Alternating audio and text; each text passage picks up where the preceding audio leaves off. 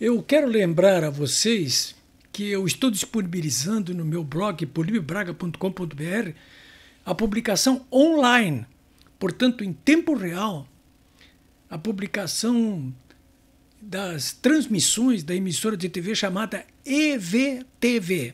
E de Elisa, V de viado, TV. EVTV. Que tem sede em Miami e que é operada por exilados venezuelanos. Olha, pessoal, é altamente profissional e informa toda essa tragédia política, social, econômica em tempo real, porque está passando a Venezuela com ênfase para os acontecimentos que se sucedem desde domingo. A colônia venezuelana nos Estados Unidos é enorme, são 500 mil de pessoas, 500 mil. Essa colônia fica atrás apenas em quantidade da Colômbia, da colônia da Colômbia, vizinha ali da Venezuela. Ali estão 3 milhões de exilados. 3 milhões de exilados corresponde quase que à totalidade da população do Uruguai, por exemplo. A Venezuela tem 22 milhões de habitantes. Mais do que isso, ou seja, 7 milhões, além desses 22 milhões que vivem na Venezuela, 7 milhões fugiram até agora da ditadura cleptonarco-comunista de Nicolás Maduro por causa da ditadura em si ou em função da severa crise econômica. No Brasil, nós temos 200 mil exilados venezuelanos. Hoje, nessa sexta-feira, estou falando com vocês, tempo bom em Porto Alegre, temperatura em alta. Hoje, em Porto Alegre,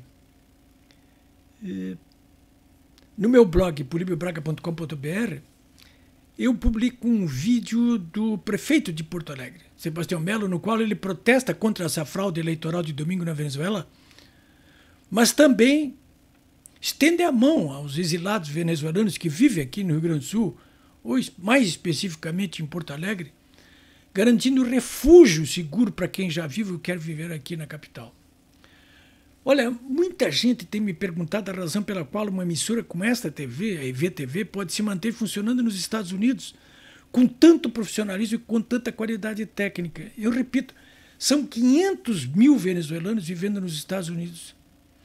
Ao contrário dos 3 milhões de cubanos que fugiram de Cuba ao longo dos últimos 60 anos para os Estados Unidos, uma colônia muito maior, portanto, ao contrário deles, quase todos eles, cubanos, fugindo com o pé atrás e outro na frente, ao contrário dele, os venezuelanos fugitivos incluem gente de muito dinheiro. Eles não fugiram de uma hora para outra. Deu tempo para se organizar. Muitos ricos lá, pessoas de posse, eles conseguiram se organizar. E foram embora para os Estados Unidos, principalmente, né? Esses, os que têm muito dinheiro, foram para os Estados Unidos.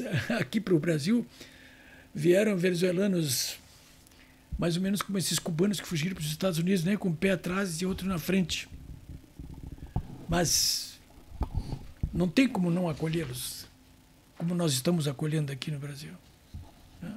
Bom, senhores, dito isto, eu também quero chamar a atenção para o fato de que no meu blog, polibiobraga.com.br, eu passo informações e opiniões a todo momento, desde as 7 da manhã, a respeito da tragédia venezuelana. Mas hoje eu quero tocar, mesmo que rapidamente, num ponto que intriga muita gente, que é objeto de opiniões variadas. Ou seja, inclusive de amigos meus. Por que razão o governo federal nomeado Lula da Silva ainda não condenou a fraude venezuelana? Não reconheceu a vitória do presidente eleito Gonçalves Urrutia? Ou por que ainda não reconheceu, então, no outro ponto, a vitória do seu amigo e parceiro do Foro de São Paulo, o ditador cleptonarco-comunista Nicolás Maduro? Por quê? Olha, vocês me conhecem, hein? Eu não nasci ontem para não saber que Lula da Silva estava apenas ganhando tempo. Ele já tomou posição a favor do Maduro. Mas ele está ganhando tempo, deixando de cantar o jogo e tudo para acumular fantasiosas evidências para condenar a oposição venezuelana e finalmente festejar a vitória de Maduro. Eu acho que só não percebe isso quem não quer perceber. Se o Brasil vivesse sob uma ditadura escrachada como essa da Venezuela, e não nesta ainda democracia fraturada, ou o que eu chamo de proto-ditadura do judiciário do Brasil, Se fosse uma ditadura total aberta, como a da Venezuela, como a de Cuba, da Coreia, o Lula nem teria a veleidade. Bom, ele nem estaria ali também, mas ele não teria a veleidade de buscar salvar a cara para apoiar Maduro. E, finalmente, tem gente que me pergunta: o Maduro cai ou não cai? Bom, isso já é uma outra história. Demanda mais tempo. E eu espero poder analisar também esta grave questão, cai ou não cai, com vocês, amanhã, sábado. Eu só quero lembrar que, ao longo da história, as ditaduras costumam cair pela ocorrência de graves conflitos armados ou políticos internos, apoiados ou não por pressões externas invencíveis. Vou repetir, hein? Ao longo da história, as ditaduras costumam cair pela ocorrência de graves conflitos armados ou políticos internos, apoiados ou não por pressões externas invencíveis. Exemplos existem aí, vocês podem ir verificando aí. Argentina, Brasil, Chile, Romênia, Nicarágua. Os exemplos todos estão aí. Bom, e o caso da Venezuela? A nós, brasileiros, eu acho, patriotas e democratas, a nós cabe apoiar o povo venezuelano neste momento que votou e que se insurge bravamente, corajosamente, contra esses opressores esquerdoplatas de plantão. É isso aí, senhores.